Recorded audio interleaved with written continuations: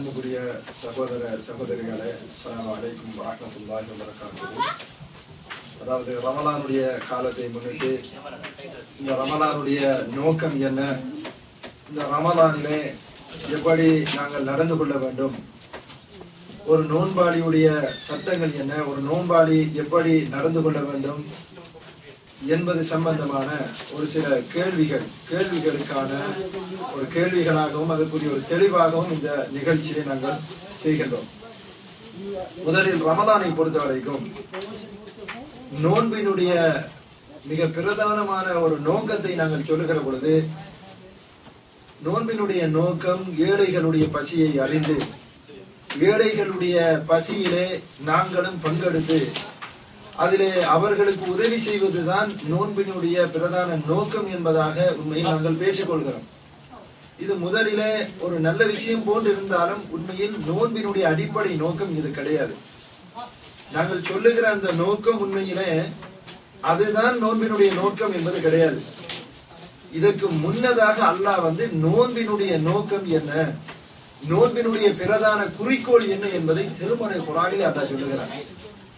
யா அய்யுஹல்லதீன ஆமனூ சூரத்துல் பக்ராவில் அல்லாஹ் சொல்லுகிற பொழுது, விசுவாசிகளே, குதிப அலைக்குமுஸ் ஸியாம், இந்த நோன்பு உங்கள் மீது விதியாக்கப்பட்டிருக்கிறது. கமா குதிப அலல்லதீன மின் கப்லிக்கும், உங்களுக்கு முன்வாழ்ந்தவர்களுக்கு எப்படி இந்த நோன்பு விதியாக்கப்பட்டதோ அது போன்று உங்களுக்கும் இந்த நோன்பு விதியாக்கப்பட்டிருக்கிறது. லஅல்லக்கும் தத்தகூன், நீங்கள் இறையச்சம் உள்ளவர்களாக பயபக்தி உள்ளவர்களாக ஆக வேண்டும் என்பதற்காக இந்த நோன்பு உங்களுக்கு விதியாக்கப்பட்டிருக்கிறது என்று அல்லாஹ் சொல்லுகிறார். நோன்பினுடைய அடிப்படை நோக்கம் என்னவென்றால், ஒரு மனிதன் இறையச்சம் உள்ளவனாக இறைவனுக்கு பயந்து நடக்கக்கூடியவனாக ஆக வேண்டும் என்பதுதான் அதனுடைய அடிப்படை நோக்கம். ஒரு மனிதன் நோன்பில் எப்படி இறைவனுக்கு பயப்படுகிறான் என்பதை நீங்கள் பார்க்கிற பொழுது, ஒரு மனிதனை நீங்கள் பார்த்தால் அவன் இந்த ரமலானுடைய காலத்திலே நோன்பு நோற்றிருக்கிற நிலையில் இறைவனுக்காக மேலதிகமான ஒரு தியாகத்தை செய்கிறான். அது என்ன தியாகம்? இறைவனுக்காக அவன் ஹலாலாக்கியதை கூட நோன்பு நேரத்தில் தன் மீது ஹராமாக்கி கொள்கிறான். சாப்பிடுகிற உணவு ஹலாலாக இருக்கிறது, யாரும் சாப்பிடலாம். குடிக்கின்ற தண்ணீர் ஹலாலாக இருக்கிறது, அவன் குடிக்கலாம்.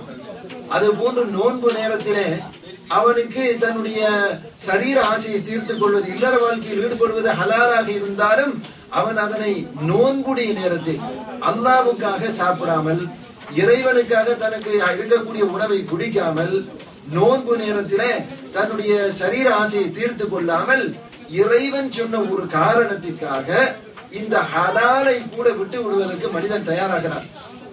அதனாலதான் இந்த நோன்பாளி இடத்துல எப்படியான ஒரு பயிற்சியை இது உருவாக்குகிறது என்று சொன்னால், அவன் நோன்பு பிடித்திருக்கிற நேரத்தில் அவனிடத்தில இந்த ஹலாலை கூட அல்லாஹ்வுக்காக விட்டு விடுகின்ற இந்த தியாக மனப்பான்மை வந்திருக்கிற காரணத்தினால், நோன்பு அல்லாத நேரங்களில் அல்லாஹ்வுக்காக ஹலாலை கூட விட்டுவிட்ட இந்த மனிதன், அல்லாஹ்வுக்காக தன்னுடைய ஹலாலான உணவை குடிப்பை தன்னுடைய சரீர ஆசையை கூட இறைவனுக்காக கட்டுப்படுத்திய மனிதன் நோன்பு அல்லாத காலங்களில் அல்லாஹ் தடுத்த ஒரு விஷயத்தின் பக்கம் கண்டிப்பாக செல்லவே மாட்டான்.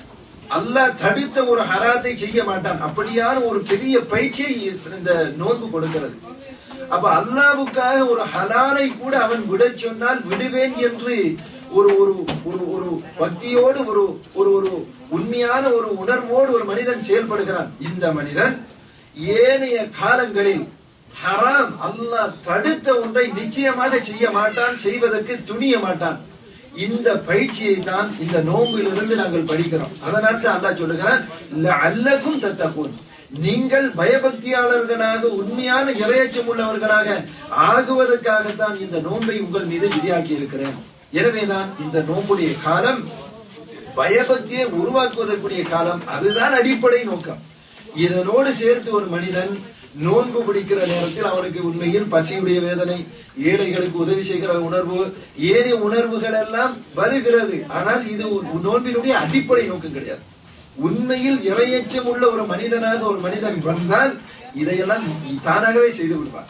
இறையச்சம் உள்ளவனாக அவன் உருவாக்கப்பட்டால் இதுவெல்லாம் தாராக செய்யக்கூடிய ஒரு மனிதனாக மாறிவிடுவான் என்பதை இந்த நோன்புடைய நோக்கத்திலிருந்து அல்லாஹ் நமக்கு போதிக்கிறான்.